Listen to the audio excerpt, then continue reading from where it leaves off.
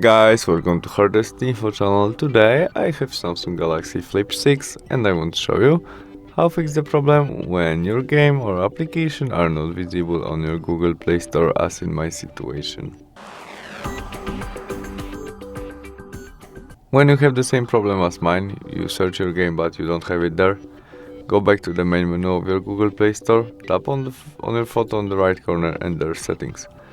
In it, we choose Family and Parental Control, which is on, and we have PG3. To visible game or application as Mobile Legends game, we need more than PG3. To change it, tap on it, enter your lock screen, connect pin to your parental control, and there we can change it from PG3 to maybe PG16, confirmed by understood and save.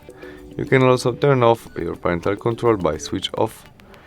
And that's all. We can go back and try search Mobile Legends games again, and it is visible right now and we can install it. Thanks for watching, see you soon, bye!